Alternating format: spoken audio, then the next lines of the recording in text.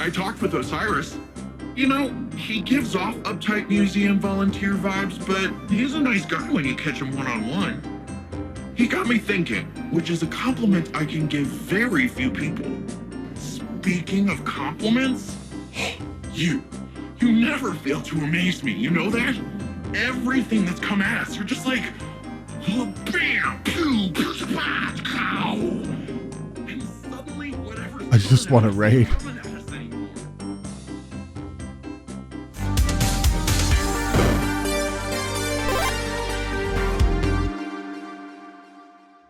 Ladies and gentlemen, Project MMO has hit yet another game and yet another raid. We are in Destiny 2, and of course, as we have been doing with all of our Project MMO stuff, we're going in chronological order, because the big thing that I want to know about is the development and the process of the raids as they go. Although in Destiny 2, the raids had remakes and returned and all sorts of stuff. We're actually doing a video on how the content has been changed with things you bought and then got taken away.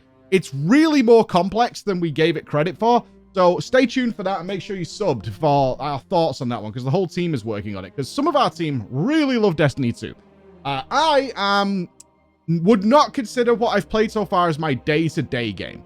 It's not something that I would be dropping in casually so far. That does not mean I don't like it, but considering my other options out there like Guild Wars and WoW and FF14, it's certainly on the lower end of that in terms of my like day-to-day go-to game.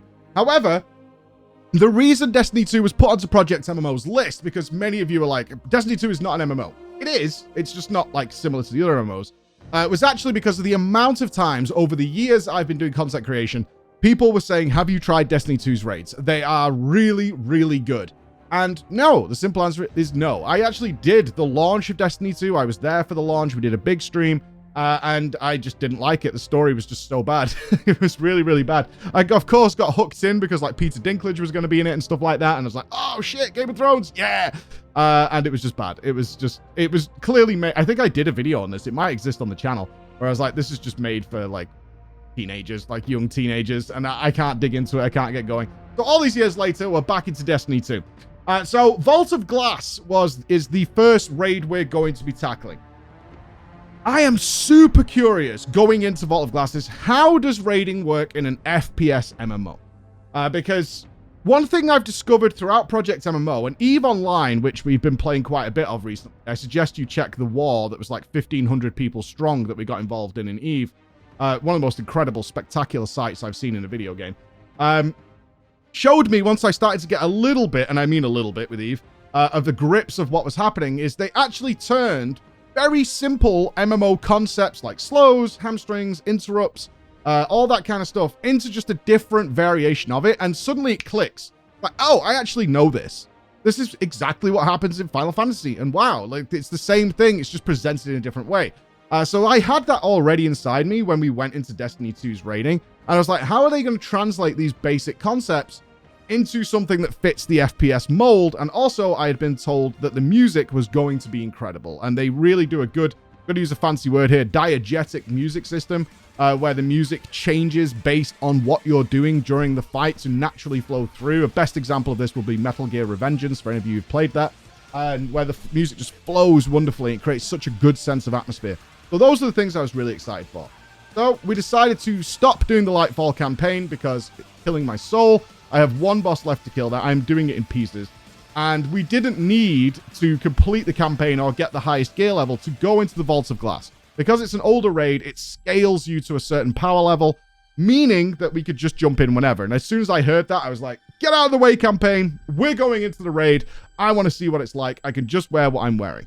So, for some context for what we're going to talk about here, very similar to our first steps into Guild Wars 2's raiding system, is none of us are min-maxed in any way, shape, or form. We are going full blind, which means none of the people we're playing with has ever done this raid, has any idea what the fuck is going on. None of that is happening at all. And what we certainly haven't done by this point is, like, checked class guides, had a review of how we should play. We will be doing that during this raid because it became apparent that we did need to do that. And just going in as a squad to figure out what the hell is going on. It's served us well so far, and what I tend to find is the glorious moment where you sort of naturally start to adjust to how that game works.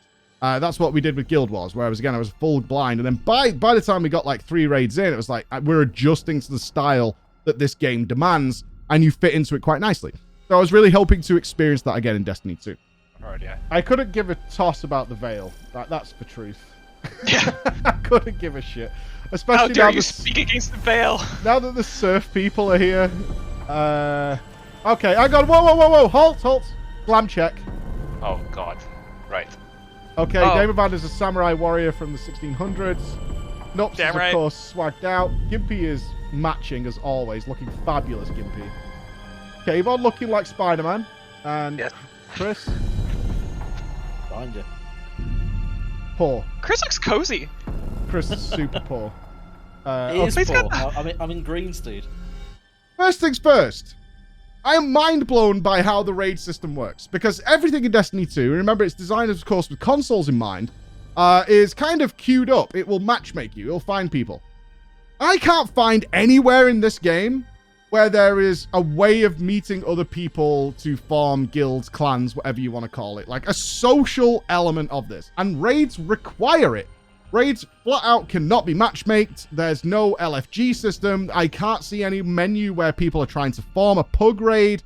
Anything like that. You have to individually invite people who want to go. A bit of research is needed here as to how the hell this works for somebody new coming into Destiny who's like looking for people. Are they just relying on Discord servers and people to go out Googling it? Because as of right now, I can't find anybody in-game who's not a part of the stream, essentially, not a part of the Crawler Squad, who's joined with me in this. We had a clan already set up. We have a guild. So it was no problem for me. But of course, I'm looking at it from the casual perspective, and I have no clue how you're supposed to get into raiding in Destiny. It was very, very strange. It was like, oh, this is like a separate thing. You're going to have to probably browse forums. You're going to have to go somewhere else to find people who want to do this with you and organize it yourself and get it going. And of course, Discord is relatively new. I believe, I might be wrong on this, Destiny 2 came out. Chris can fact check me. Destiny 2 and Destiny 1 came out before Discord. Destiny 1 certainly became a thing. So how it was done in the past, I don't know. But super curious as to find that out. But by the by, we had plenty of people who wanted to jump into this, had come along for Project MMO with us, and were ready to jump into some raiding finally. So we got in, and the Vault of Glass was our first step. Immediately presented with an interesting puzzle. Had no idea what to do. We were just given an arena, a big door. Go to it. No clues, no NPC who's like wording you up on what to do. You know, welcome to the Vault of Glass. What you need to, we need to open this sealed tomb or whatever. We must access the vault. Try doing this. Nothing like that whatsoever. Just an arena and jump around and figure out what's going on. So we saw 3 circles. You go in them, it changes color. Okay, we probably do something like that. And then just waves of ads start spawning. We were doing this for, I think, our first go, like 7 minutes, and couldn't see anything that was supposed to be happening. So then we started like throwing all ideas at the walls. Like, what the hell are we supposed to do? What is this working? Until we figured out the mistake is that some ads that spawn do walk into the circle and kind of reset the timer seemingly. And then we noticed way off in the distance that a tower was like holographically being constructed. I'm like, oh, something's happening over there. We just keep doing this. So we kind of figured that out eventually as we were watching this tower build, and then it looked constructed, but nothing was happening. So now do we activate it? So then we had people jumping at the tower. Like, I don't know, maybe I click a button or something. This is the fun of blind raiding, is not knowing what the hell is going on, but sort of seeing progress actually happen. And I do know that for the many Destiny 2 players who are watching us do this, we're like, this takes like a minute and a half or something to complete this normally. You're a liar. You're a flat-out liar, because we didn't know when the server reset was. We didn't finish the raid day 1, so we came back day 2. We knew exactly how to do it now. Still takes like 5 minutes. That's a long time to open the goddamn door, man. That's a long time to open the friggin' door. But we got it done, and we got in there, and finally, that's not a boss or anything. That was just starting the raid. It was kind of funny, is that we're like, right, we're all excited, we're going in. What the hell do we do? I have no idea. I think we stand in here, maybe. I don't know. Getting stuff done, and then we go inside. So we got into the Vault of Glass, and 2 things occurred to me here. Once again, very similar to the Guild Wars 2 problem, is this issue, and I hope this does get better over the course of Destiny 2, is companies trying to find something fun to do between encounters, because it seems the case that when these games are made, there's a very strict formula in the developer's mind of what a raid looks like. It's some sort of encounter, trash mobs, whatever you want to, sort of event, then a boss, then some sort of events and trash mobs, then a boss, and then ultimately some other event, and then the final boss, or it repeats endlessly like that. Oh my god, is this a fucking jumping puzzle again? Oh, yes. Which fucking Where do we MMO jump dev? to? We This- push people off the edge. I'm telling you, it's one fucking guy, right, who's worked for all the MMO companies. And Bye, Gimpy. he keeps getting flirted because he's constantly making jumping puzzles. Oofed. And everybody seems to try and put their own twist on it, because I think a lot of the devs realize that trash and just killing trash just isn't very fun. So they come up with all these ingenious ways of trying to make it fun. Universally so far throughout Project MMO, failure every single step of the way. And again, this is my first Destiny 2 raid, and perhaps it'll get better, but it's just a failure. Guild Wars 2 spectacularly failed at this. Every single time they tried to do something fun in between boss encounters, just failure. And then ultimately they just decided to do away with it. The best part about their raids is the boss encounters, so they moved to just individual boss encounters. Final Fantasy 14 did the same. It's like, why are we even bothering with this? People just want to fight the bosses. Let's just make a cool boss arena and just teleport them right there. Perfect. World of Warcraft still sticking to this, like, we must have, like, oodles of trash in the raid, otherwise it won't give the environment. And I get it. I do. I'm not a moron. I do understand it, but at the same time, I don't fucking care. I much prefer just warping to the boss every single time. So we had a little bit of a rundown into the chasm. And then we hit our first boss, which I'm going to call the Oracles. I believe that was the name. The Oracles boss, or Ding Dong Boss as we called it. Ding Dong Boss. And this is where a lot of things dawned on us, guys. One, for a game, again, that has, like, no seemingly real social way of gathering people, this is the most reliant game on communication that we've played so far. I want to clarify that. The only time in a lot of the things you've seen over the course of Project MMO that we have had to use comms, because this is actually a test I put out there, is like, do we need to use comms, has been Final Fantasy 14 Extreme encounters. I think one boss, the Sloth boss in Guild Wars 2. That's so out of, how many bosses have we done in Guild Wars 2 now? We've probably done like 15 bosses, something like that. There's like 2 that we had to use communication on. Doom, Sloth boss, and the Light boss. And the very first encounter in Destiny. Everything else we've done without comms. And everybody's figured it out just by typing a couple of messages, understanding what to do, and getting into the rhythm of it.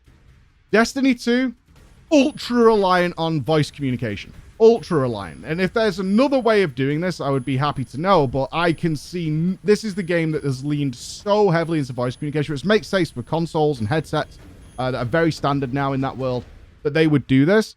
I was just so surprised to see how reliant on it is. In fact, of the few encounters we're going to see here today, and I could be wrong, I don't think we did one that can be done without voice communication unless everybody is giga seasoned in some way.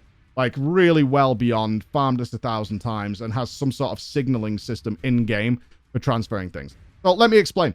The Oracles boss, or Ding Dong Boss. So, it started off relatively simple with these things spawning that we had to kind of defend. That was alright. And then we noticed these pings were going off. We could just hear them in the ether, like ping, bong, ping, pong.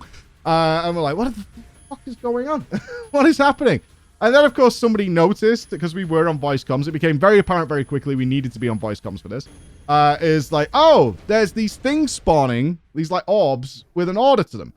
And then we noticed a lot of raid stuff coming in, such as line of sight and getting debuffed, and there being some way of dispelling debuff in the raid, but it had limited uses.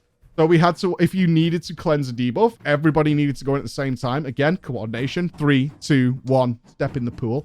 All these kind of things were going on through here, but the ding-dongs were in order of when we needed to break these orbs. That's what we needed to do. So they would spawn all over the room. They were in set positions. I think there was like, ultimately we had to do a correct order of 7. It was 5 or 7 over multiple waves to clear this boss. So it'd be like, and then you had people calling, I'm 1, 2, 3, 4, 5, and then you had to signal again when you killed yours, because they had to be killed in a specific order. So it was like 1 down, 2 down, 3 down, 4 down, 5 down.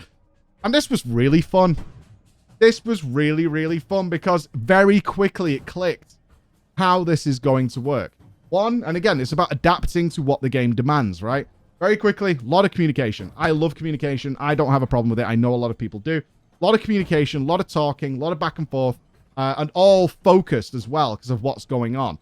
And also, and it's a little teaser, a great lead up as to what was come next. So the Oracle's boss we got through, which then led us to sort of main boss that was coming called the Templar. And this is where another thing dawned on us is how raid buffs work. I was very critical in Guild Wars 2 of their boon system being way too strong. Destiny 2s are also extremely strong, but done in a more fun way because they're cooldown based. And this was where we started to adapt even more. And no doubt we're doing this wrong for the seasoned Destiny 2 players. But we found out we had these like damage windows. Doing the ding-dongs were back again.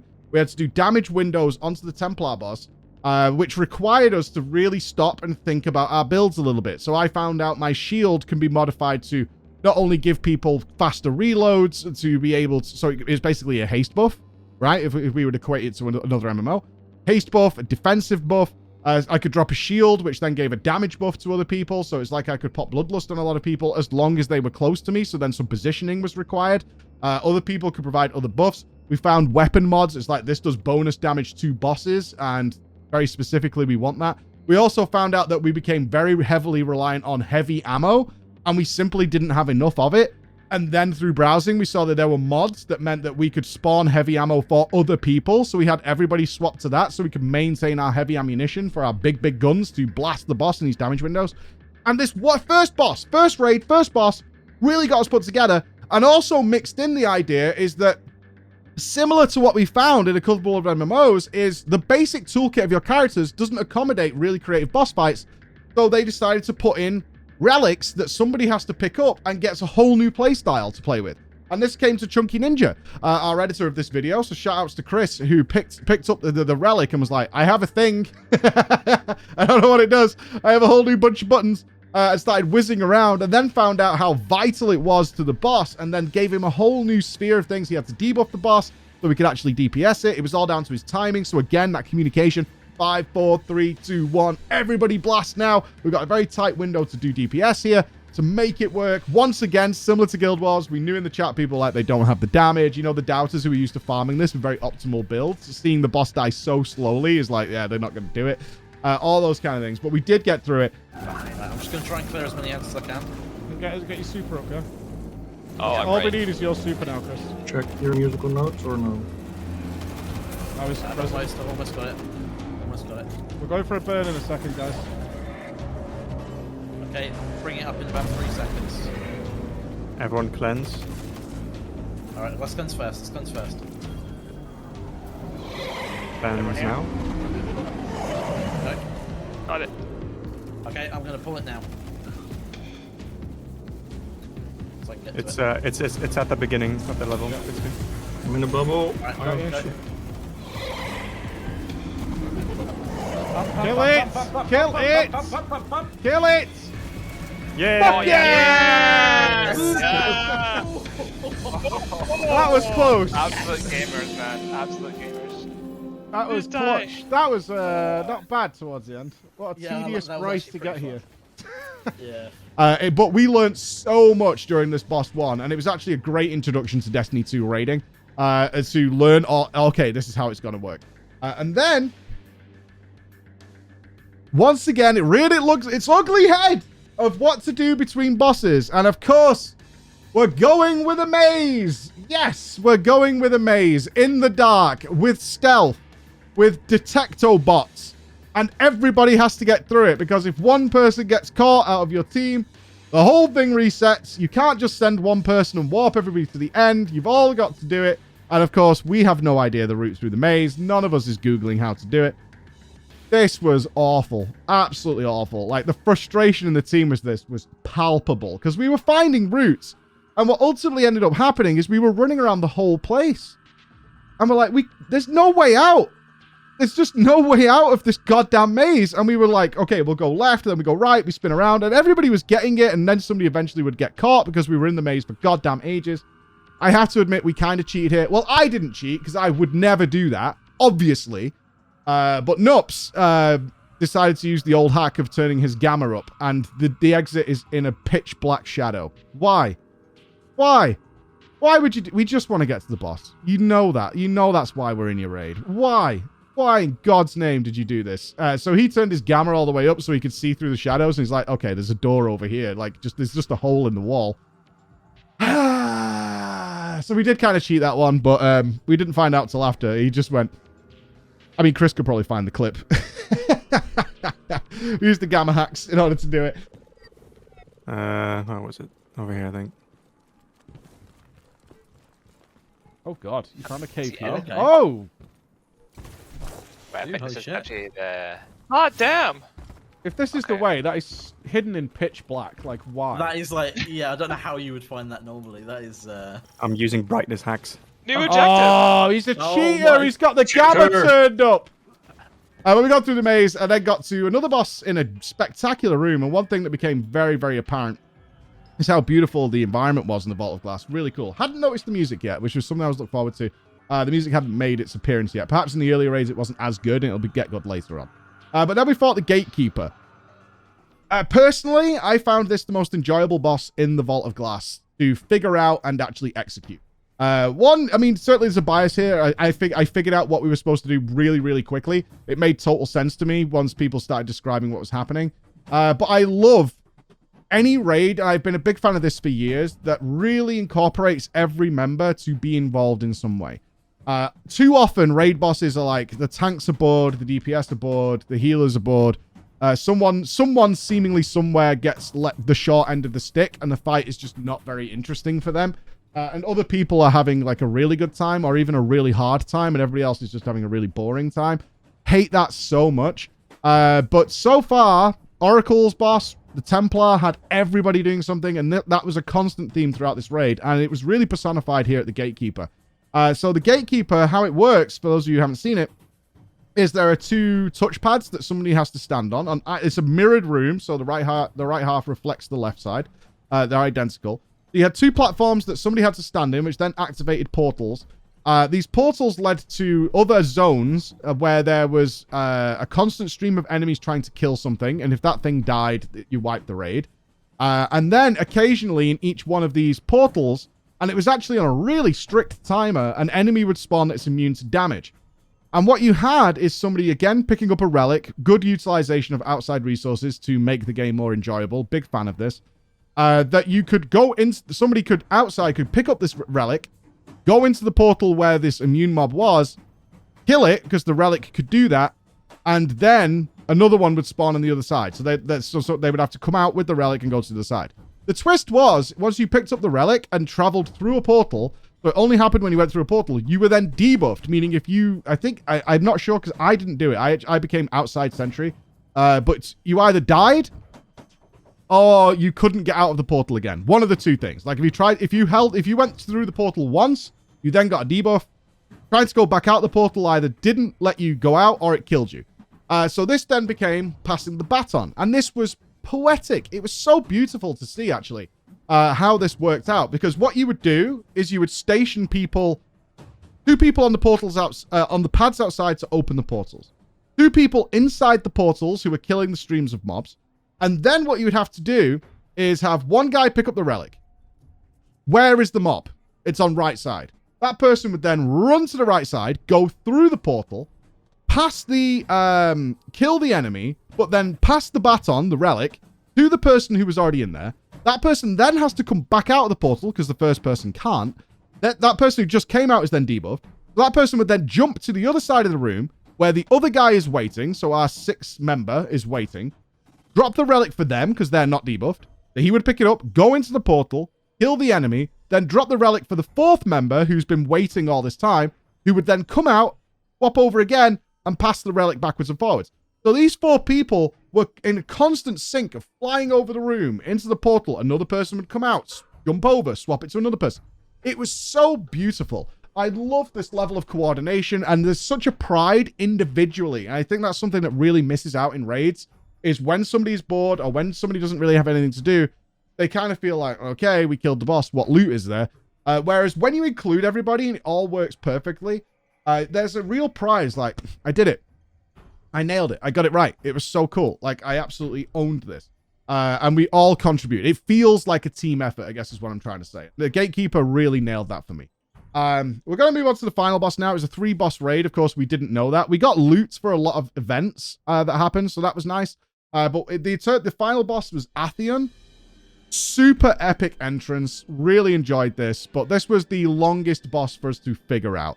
And I do know now, after recording this, we did it in a way that is considered completely wrong by the Destiny 2 community, which I also think is fantastic. Is that we're applying knowledge that we've learned in WoW, in Final Fantasy, and now in Guild Wars to the game as to how we would figure it out. And we'd used a very Final Fantasy tactic for this. So we actually did not figure out for a really long time what was going on. Occasionally, our first, like, probably 10 or 12 pulls, or less, it was just us some people being randomly teleported to a different world and then kind of dying as a debuff went off.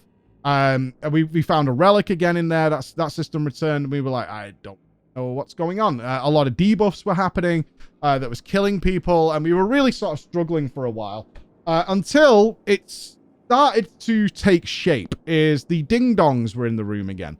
And the problem we were having is some people are some part of the group is randomly teleported to the world. So we figured, like, initially, there's something to do in this world, and we could see crystals in there that would not work. And ultimately, it was because different people were going to different places that we ultimately realized what was happening is the other world, despite it being, like, jungle-themed and things like that, there was 2 different themes of world as well. So we were figuring out what's the difference between, like, the red one and the green one. Very similar to what happened in the previous boss. And we were kind of like piecing all little bits of information together. Again, communication. Destiny 2 is like so reliant on communication. Figuring out what the hell was going on. And what it dawned on us is like, even though the worlds are different, there's green and red, they're actually a reflection of the main room that we're in. They're the same room, kind of, like in terms of shape. And you can start getting a sort of perspective as you then realize that the red crystals in the weird worlds were also appearing in the normal world, but in really odd places, like super high up in a little odd location.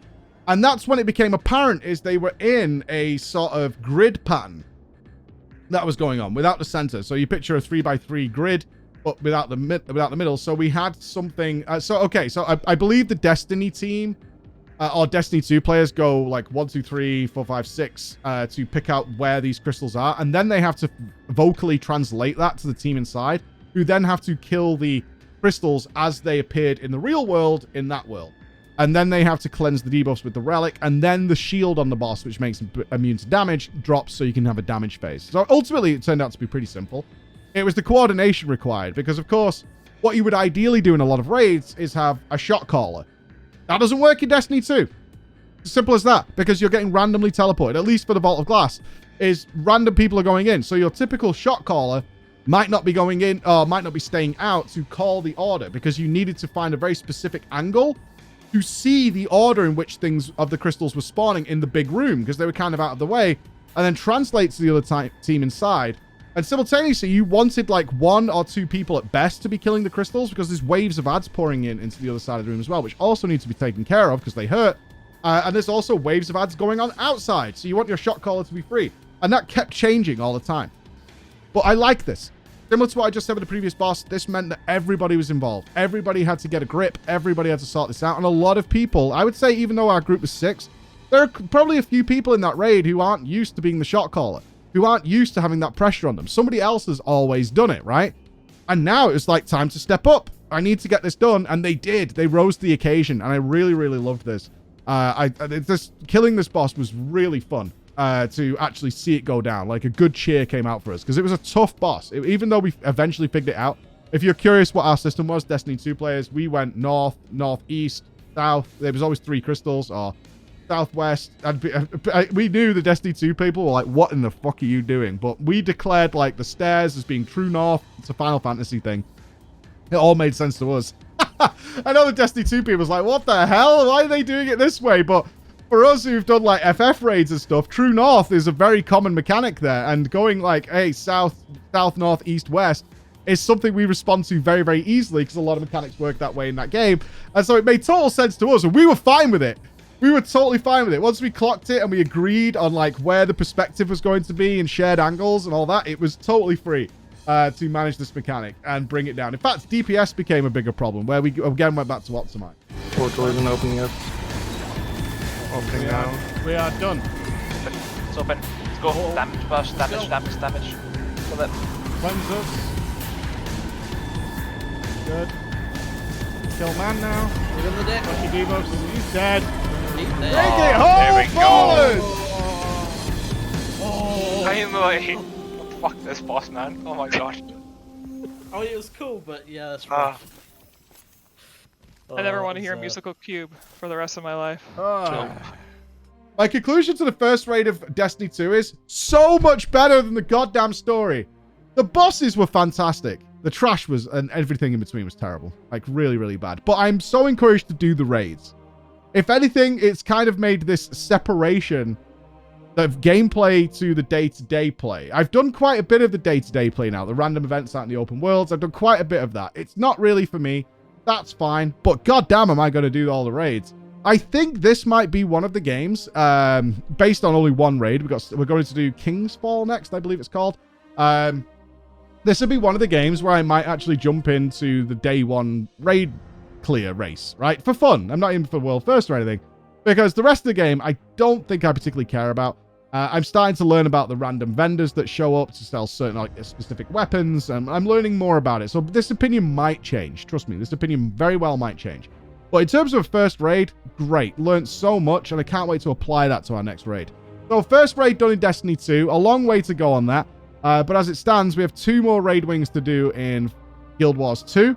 And new Savage, and the new raid has come out for FF14 and a new raid for World of Warcraft. So all that is coming to you in the next week or so, guys. It's going to be a busy time. Thank you so much for listening. I'll see you again. Bye-bye.